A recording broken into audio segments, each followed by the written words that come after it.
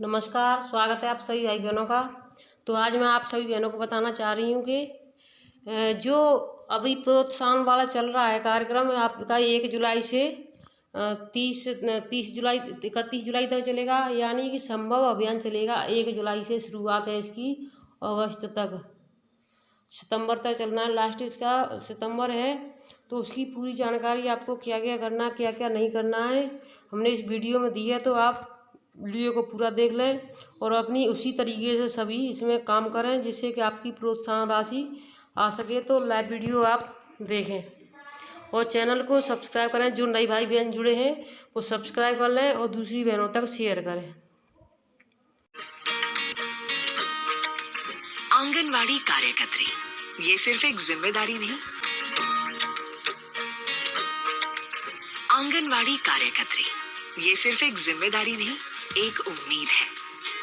उम्मीद है माता पिता की और उन बच्चों की जिनके शुरुआती विकास के हर कदम में आंगनवाड़ी दीदी साथ है। इस वीडियो के माध्यम से हम 2 गतिविधियों को सही तरीके से संपन्न करना बताएंगे। लाभार्थी के घर गृह भ्रमण का तरीका, सामुदायिक बैठक आयोजित करने का तरीका। गृह भ्रमण के कुछ नियम रहेंगे जिनका आपको ध्यान रखना है। केंद्र का कार्य समाप्त करने के बाद गृह भ्रमण करना तथा ऐसा समय चुनना जब घर के लोग मिले। गृह भ्रमण करने हेतु आवश्यक परामर्श सामग्री की पहले से व्यवस्था कर लेना। लाभार्थी का पहले से चयन करना जिसके यहाँ प्राथमिकता पर गृह भ्रमण किया जाना है। सुनो, समझो, सलाह दो की पद्धति अपनाते हुए गृह भ्रमण करना। यदि भ्रमण करते समय कोई और लाभार्थी मिलता है तो उस मौके का उपयोग करते हुए आवश्यक संदेश देना है। नियम 1, गृह भ्रमण के लिए लाभार्थी का चयन। वैसे तो कार्यकर्त्री के क्षेत्र में कई बच्चे और महिलाएं आएंगे, लेकिन प्राथमिकता की बात करें तो इन घरों में जैसे जन्म के समय कम वजन के बच्चे, कमजोर कुपोषित बच्चे, मुख्यतः गंभीर अल्प वजन, सैम तथा मैम से ग्रसित बच्चे, 6 से 12 माह के बच्चे, आखिरी तिमाही की गर्भवती महिलाएं हों, उनमें अवश्य गृह भ्रमण करना है। नियम 2, समय। ऐसा समय जब परिवार वाले घर पर मिले। नियम 3, सामग्री।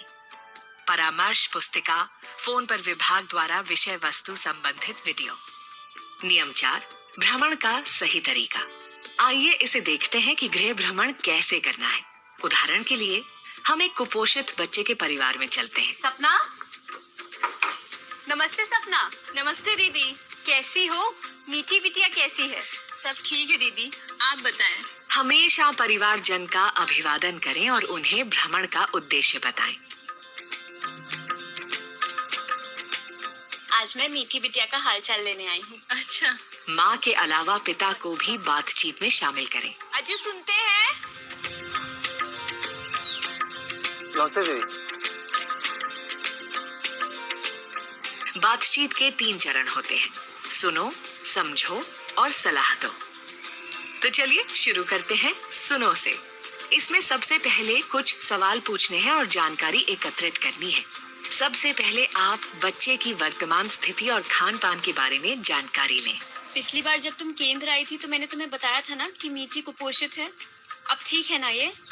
कोई परेशानी तो नहीं, जैसे बुखार, चिड़चिड़ापन या कुछ और? नहीं।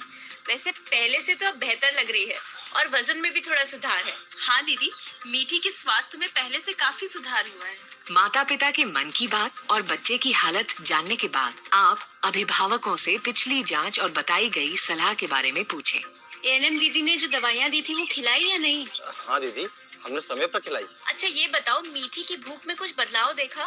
मतलब पहले से कुछ घटी या बढ़ी तो नहीं? पहले से तो 2-3 चम्मच ज्यादा ही खाना खाती है। ये तो अच्छा है कि थोड़ा ज्यादा खा रही है, इसका मतलब उसकी भूख खुल रही है। भूख में बदलाव के बारे में जो माता ने बताया है, अब उसको सत्यापित करना है। इसलिए भ्रमण के दिन या पिछले 24 घंटे में बच्चे ने क्या क्या खाया, इसके बारे में जानकारी लें। सारी जानकारी सुनने के बाद अब आता है समझो। समझो में आपको सारी जानकारी के आधार पर वर्तमान स्थिति का आंकलन करना है।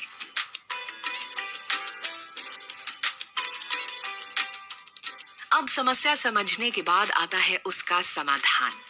बच्चे के स्वास्थ्य और पोषण में सुधार है तो बधाई दें और आहार चालू रखने को कहें। अगर खान पान में समस्या लगे तो परिवार वालों को उचित कदम दोबारा बताएं। ये देखो, ये है कई तरह के पौष्टिक आहार। यदि तुम मीठी के खाने में थोड़ी सी भुनी पिसी हुई मूंगफली या फिर सोयाबीन का चूरा डालोगी तो उसे खोया हुआ वजन पाने में आसानी होगी। और हाँ, उसे फल और सब्जियां भी दो ताकि उसका शरीर मजबूत बने। और तुम 2 साल तक उसको अपना दूध पिलाना भी जारी रखना। जी दीदी। गृह भ्रमण समाप्त करने के पहले इन सभी बातों से आप अपना गृह भ्रमण सफल बनाएं।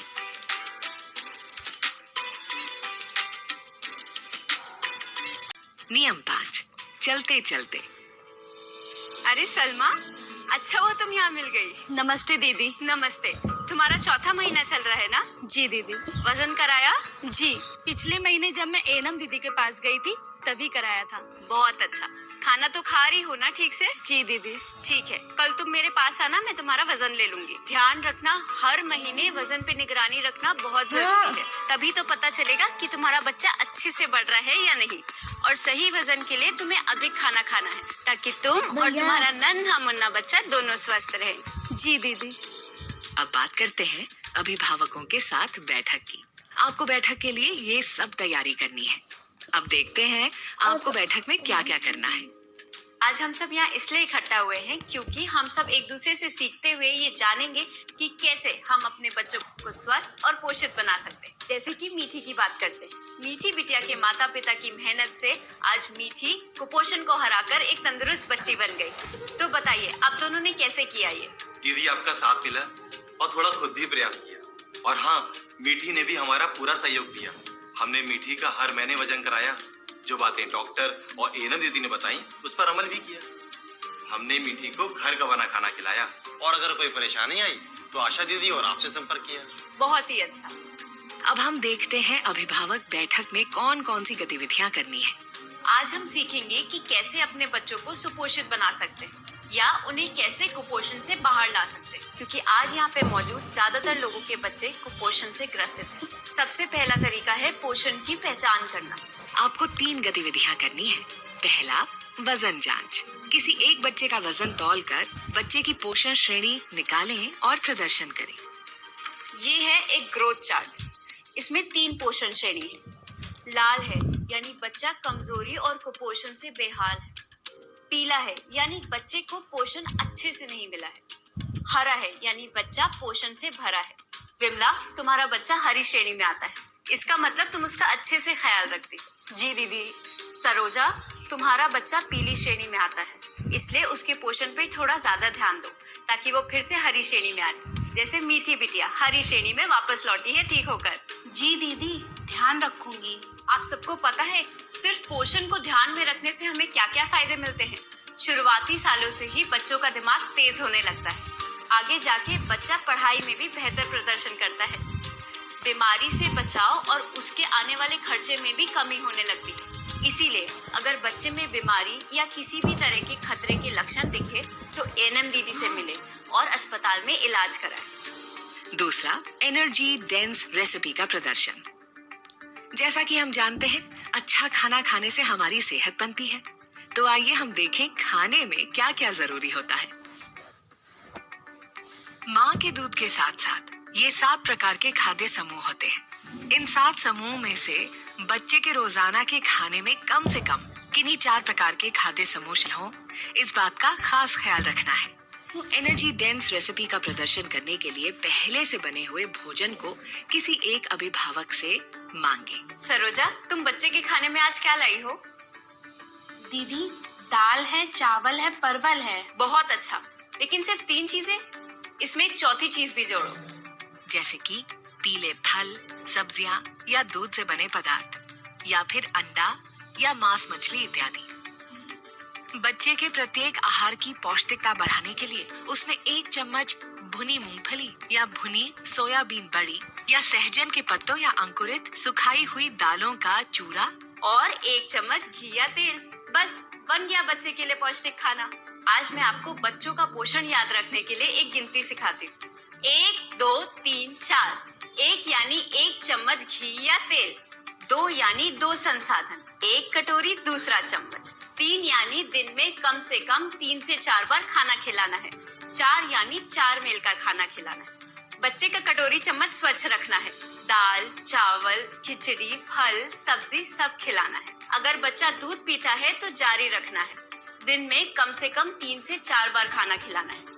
अगर बच्चा कमजोर है तो कम मात्रा में कई बार खाना खिलाना है।